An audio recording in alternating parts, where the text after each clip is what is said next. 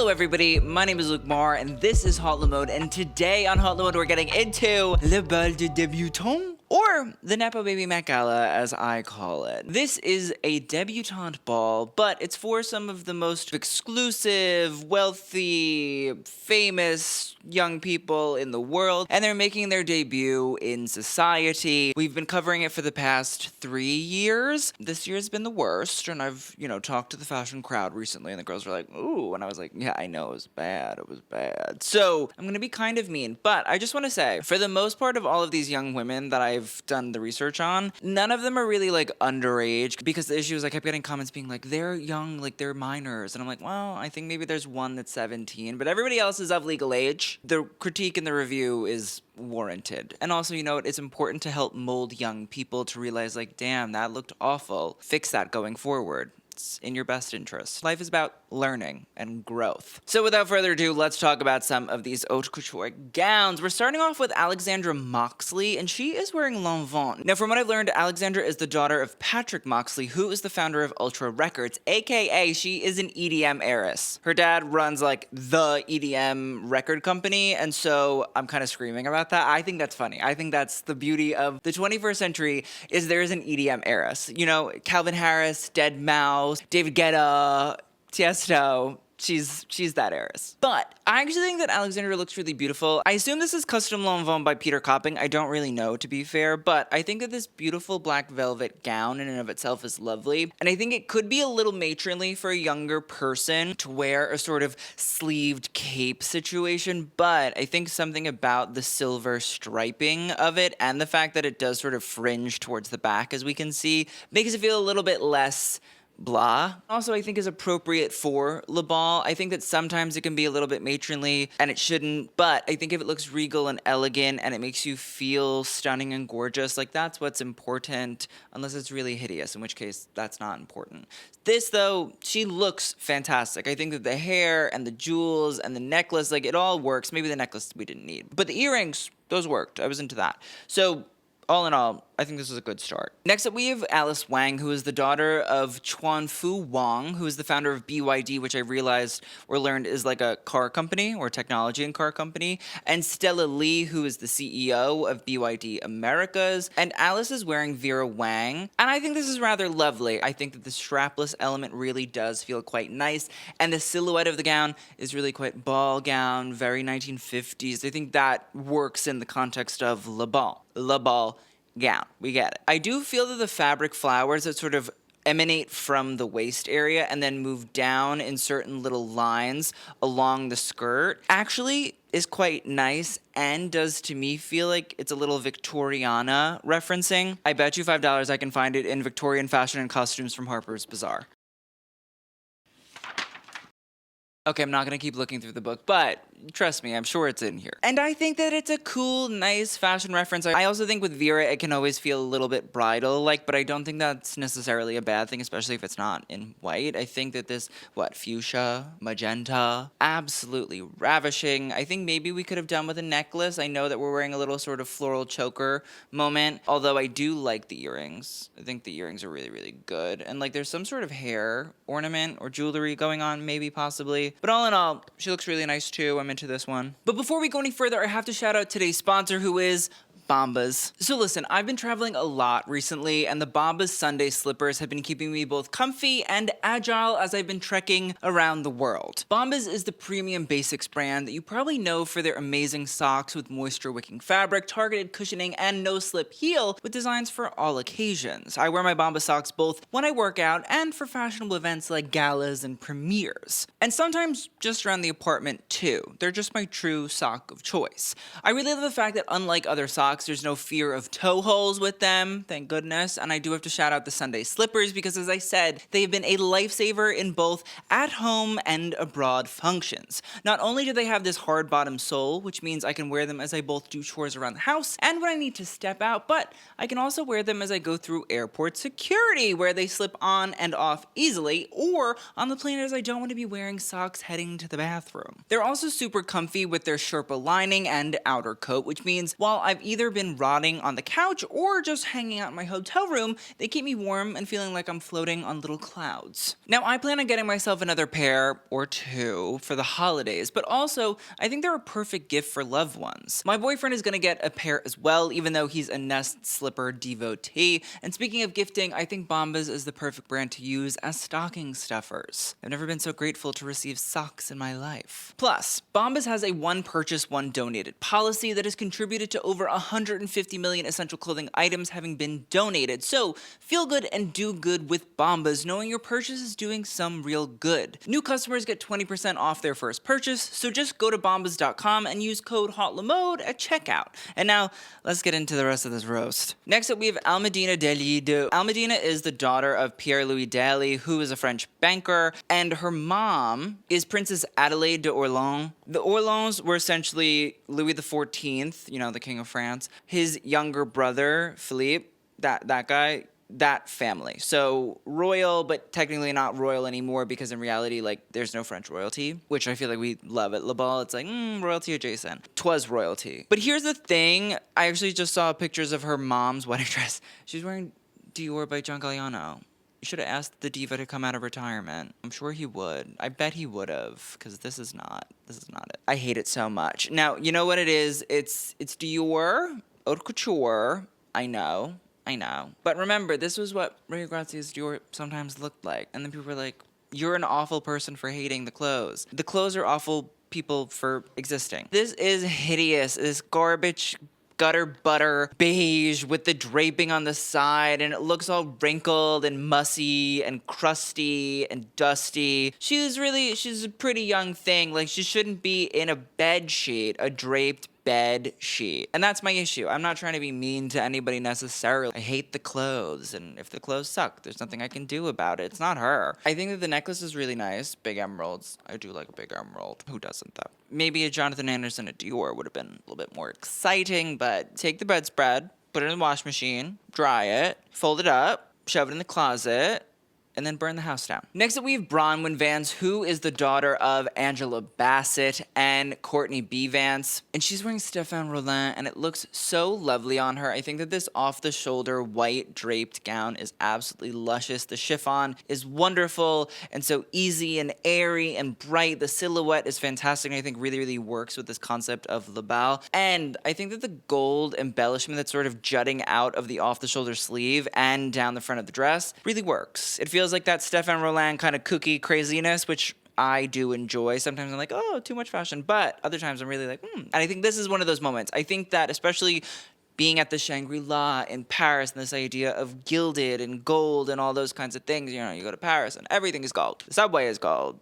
The fences are gold. Everything is gold in Paris. And so I think that to a degree, this gold little element really pops and works quite well and plays into the importance of the Shangri-La and France and Paris. And all in all, maybe a necklace would have been good, I think, but a smaller one, nothing too crazy. But I do think that in general, this looks rather lovely. Next up, we have Carolina Lansing, who is wearing Carolina Herrera, who happens to be her grandmother. Listen, Mrs. Herrera is very chic still to this day. Anytime I see her, I'm like, oh, hi, queen. And also, I would say one of the respected fashion designers. I think that there's few that we say and or call Mr. and or Mrs. It's like Mr. Armani, Mrs. Prada, Mrs. Herrera.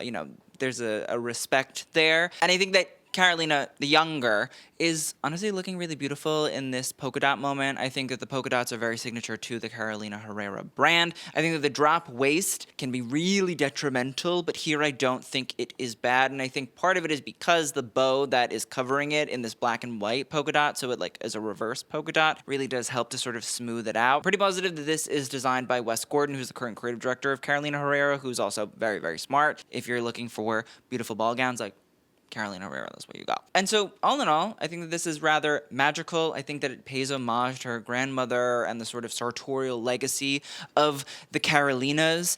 And I think that necklace is kind of fantastic. One, because She knows how to do her hair. Like that sort of flipped up 60s bob kind of moment. Like it. I also think that wearing something like that, you're not gonna let the décolletage get all crazy. It's just we're keeping it cute with a choker. She's also really tall, so like she can pull it off. Unfortunately, like I know that I could not. I know that I couldn't. My posture also like does not allow for such a thing. So she looks great, very cute, very chic, but also like I would expect nothing less from, you know, Carolina Herrera's descendants. Next up, we have Eirini Zarifi, who is the daughter of George Leon Zarifi, who is a descendant of a banking family from Constantinople, so I assume like a pretty rich Turkish family, and Anna Christina Zarifi, who is a descendant of one of the oldest shipping dynasties in Greece. To me, old money-ish, or somewhat old money-ish, you know, family backgrounds in terms of shipping. Aristotle Onassis was the richest man in the world at one point, and he was the shipping magnate, then married Jackie Kennedy, so this all tracks. I actually don't know who she's wearing, which is kind of sad. I don't mind the dress. I think it's pretty. I think that the navy blue looks really lovely on her. She's gorgeous. She's young. You know, that asymmetrical sort of cutout. Like, I'm not obsessed, but I don't hate it. But I just kind of felt it was a little blah, you know? Like, she looks lovely, sure, but I want to be excited. I want to remember a look like this from Le Bal, and I think that so far,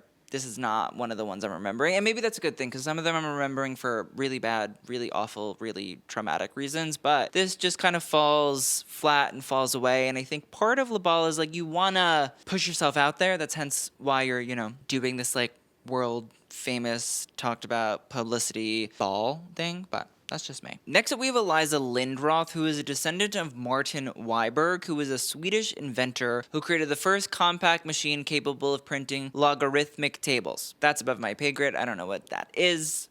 No offense, nor do I care. But I didn't like her dress in Rick Owens. And here's the thing. I like people pushing the envelope. I do. Don't get it twisted. But I think that this sequined Rick Owens dress maybe to me doesn't really read as heavy Le Bal. I also feel like the whole thing was like they wear haute couture. Even if it's old haute couture. This is ready to wear. Rick doesn't do haute couture. So that's my first. My second is the seam work on it. I think is kind of odd and weird and doesn't really like entice. I don't mind the big sort of like floofy draped back shoulder thing. That's whatever. It feels very Rick. But I think that seam that runs down and then the second seam that creates this like longer skirt effect, it's weird. It just, I think it kills what could be a whatever dress. And so, yeah, I also don't think that this beige color necessarily helps anything. Maybe a little bit more striking, a little bit more vibrant, a little bit more breathtaking. Could have been another better element to make this choice exciting. So yeah, I don't know. I just didn't enjoy this one whatsoever. Next up, we have Ella Wadia, whose great-grandfather was Muhammad Ali Jinnah, who was the founder of Pakistan. Didn't know that people founded countries, but okay. Now, Ella is wearing Elie Saab, and I think that this is beautiful. I think that this beige usually can be a little bit awkward and weird, but that gorgeous floral embroidery all throughout the skirt is majestic, and I like the trellis detail across the bust area. Like the subtle little bows are absolutely fabulous. I think the little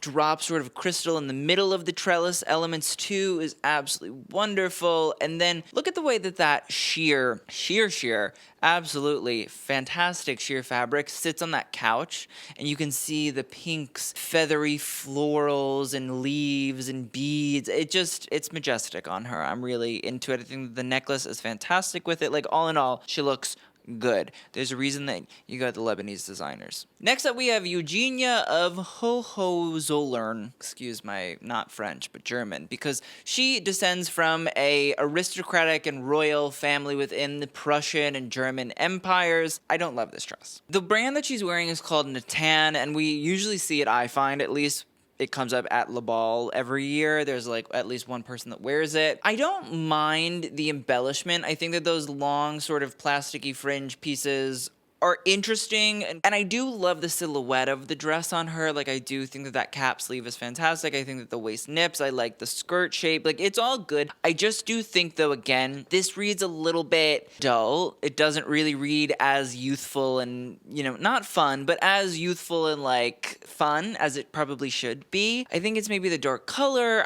I don't know what it is, but it just doesn't feel striking. Maybe it's because there's not as much jewelry going on. Maybe it's the hair. Maybe it's the lack of, like, a bracelet or like a ring. I don't know. There's just something a little bit too grown up to me. It feels a little too constricted, a little bit too conservative, and maybe that's part of Le Bal, and that's fine. It's just my opinion. But I don't know. She doesn't look bad. I just don't think that she looks as effervescent as she could. Next up, we have Eulalia d'Orléans. There's a lot of d'Orléans in here. Now, her father is Alvaro de Orléans-Borbón. So again, like the Orléans-Borbón sort of family is like, I think Philip related, you know what I mean? It's the French royal family, even though they're gone. And her father is a distant cousin of King Juan Carlos of Spain, and that's also her godfather, royalty. But you know what? I'm looking, Almudena apparently is also the goddaughter of King Juan Carlos, so you got a lot of god kids. Eulalia is wearing Tony Ward couture, and I think that this is utterly fantastic.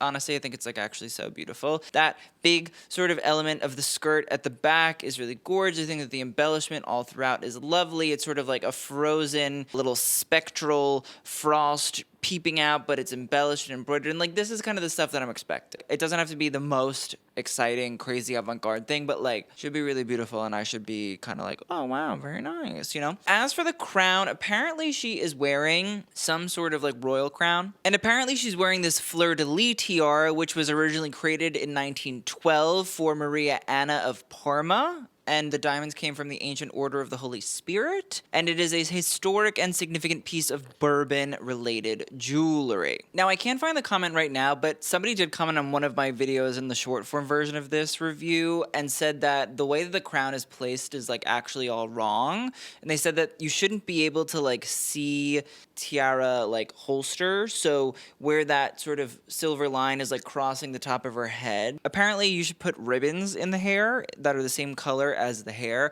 and that will hide that sort of placement, so it looks like the tiara is just sort of floating above the head. I don't know if that's true or not. Whoever it was seemed to be very on the ball about it, so like, I believe them, but it was just an interesting little tidbit that I found. Yeah, all in all, like, I enjoyed this one. Next up, we have Isabelle d'Orléans, who is wearing, I don't know, I'm so sorry. Also, for context, Isabelle d'Orléans is the great-granddaughter of Henri d'Orléans and the youngest daughter of Duke and Duchess of Chartres. The more you know. But this sort of chained corset, waist, bodice thing, I don't really understand it. And I think part of it's that she's, like, leaning, and so it looks a little odd. It's an odd choice for a bodice. It's sort of, like, scratches at the waist in a way that I don't think is necessarily helpful. And then the rest of the dress and the satin just isn't really super exciting, riveting, memorable. There's not really like a gorge necklace. I think the tiara that she's wearing is like cute and all, but maybe like a little necklace could help it, I think, to a degree. Or it should have straps. You can't just leave the décolletage free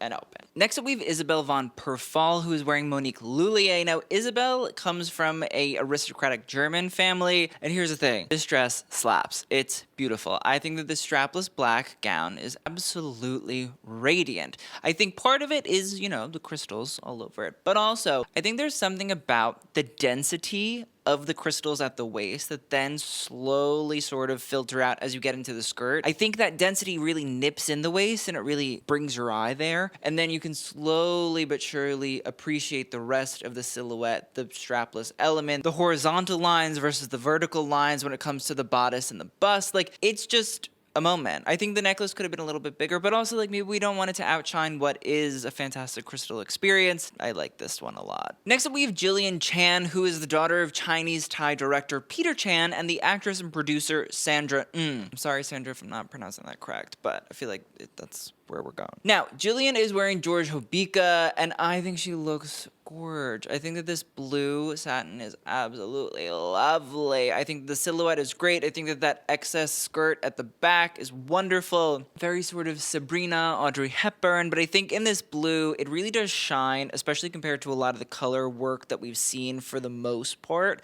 with the Debs here. A lot of them wearing like white and beige and gray, and I think that you have more jewel tones like Alice from before. Like, they pop. They really do sort of stand out compared to everybody else. I don't know if I love the strand of pearls. Unfortunately, with the strand of pearls, it can feel a little bit older, and so I wouldn't say that this, I think, screams youthful beauty. Maybe like a choker version could have been better. I think besides that, absolutely everything about this is the moment. Next up, we have Josephine Haas, who's wearing Guo Pei. Love that. Love that pull-out. One of the great Chinese couturiers. And she is the daughter of Sebastian and Claire Sophie Haas. Now, Sebastian is a lawyer who specializes in film law, and Claire Sophie is a marketing communications director for a French company. I assume that that it's super important and relevant, and I don't know much about it. But I think that this big white gown with the gold all throughout it is wonderful. I think that it keeps in with that Debbie-ness, you know, that Debbie Bebby sort of big ball gown moment and experience. But I think that the gold tipped feathers on the bodice is wonderful. I think that the sort of ombre of this dense gold at the waist area that then flows into this white with the feathers as well is really easy and cool and interesting and memorable and chic and gorgeous. I just wish there was a bigger necklace, you know what I mean? And I know that sometimes we have to show off an earring or we have to do like a tiara, but I think that a dress like this, especially a big strapless one, it needs a little bit of a necklace. And by a little bit, I mean a lot. A big gold one. That would have been gorgeous. But the other thing that I'll say, and I guess I'm noticing it now with a lot of them, is they're mostly all wearing strapless. Not everybody, but most of them are in strapless moments, and I wonder if that is because the ball is also like a charity event, and I think that they push a lot of the jewelry at the charity event, and that's why they do this. Now, next up, we have Lady Araminta Spencer-Churchill, who is the daughter of Charles Spencer. So her aunt was Princess Diana. She's wearing Armani Privé, and I don't know how we picked this dress, but we shouldn't have, because I think out of all the Armani Privés that, exist, this is the most lackluster one. And I think that sucks. You know what I mean?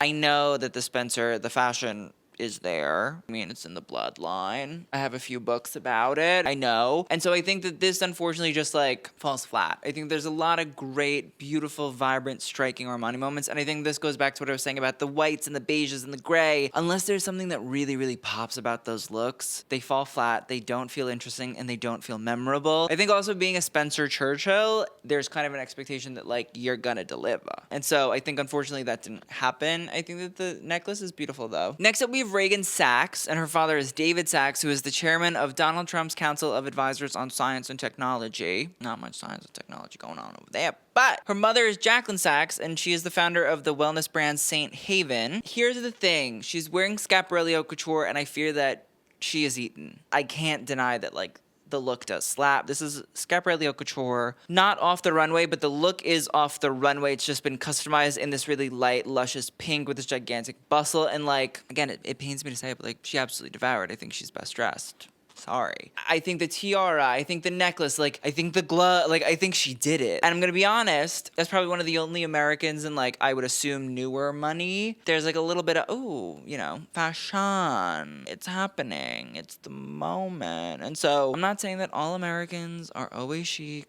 We are not. But I will say there's something about that old money element that I think requires you to look a little dowdy. As the British would say, it's very tough. You're stuck in your ways. You don't want to be exciting. You don't want to be memorable because you want to keep the shyness to a degree, that upper crust conservative element. But also then sometimes you look like shit. And she doesn't. She looks really good. Next up, we have Ruby Kemper, who is the granddaughter of Kirk Kerkorian, who is the former owner of MGM Studios. And Ruby is wearing chrome hearts, which I think tracks for, I assume the LA of it all. I assume that she lives in LA, or at least grew up in LA, I think the MGM Hollywood moment. And chrome hearts is such an LA heavy brand, and it's oh my God, chrome hearts. I think that the ribbon detailing that is going throughout the dress is fantastic. I think that the necklace is great. I think what it is as a fashion girl, I can never really tell if chrome hearts is real, if that makes sense. I don't know if chrome hearts is actually exclusively just hype and this gigantic rigmarole of a bubble, a fashion bubble. It has to pop eventually, because I can't really understand if this brand is actually worth any of the obscene gobs of money people spend on it. The aesthetic choices, I also don't really even understand either. But also then I say, it does look good. She looks good in it. I'm not gonna lie. She looks great. So it's a struggle that I am currently struggling with. Next up, we have Sarah Bay, who is the daughter of KKR, the private equity firm, Joseph Bay. And I don't know who she's wearing. It doesn't really matter that much because I don't really love the dress. But I will say that Sarah is, I believe, the only minor that I know of. I believe she's 17. Listen, the thing is, I don't think she looks bad at all in the dress. I think it's just the dress itself I don't love. So people are meh, meh, meh, meh, meh. No, I think that gathered bust thing doesn't work with the rest of the dress. I think it feels odd and out of place with these beautiful sort of sequins that sit all over the gown and that really light diaphanous, I assume, organza. I just don't get the bust. And I get that maybe like we needed something to sit there, but I just think that maybe like the gray would have been better, the gathered element. It's just, I don't know. There's something here not working for me. And so besides that, she looks really pretty, but I'm just not living. So that is the end of our Le Bal de Debutante video. So let's talk about best and worst. I'm giving best to Reagan Sachs, to Alice Wang, Bronwyn Vance, Carolina Lansing, Jillian K. Chan. Bam. As for worst, I'm gonna have to put Araminta, I'm gonna have to put Eliza, I'm gonna have to put Almudena. Oh, and Eirini. Yeah, that was tough. So, I hope you guys enjoyed. Thank you guys so much for watching. I will see you guys in the next one. And TTYL.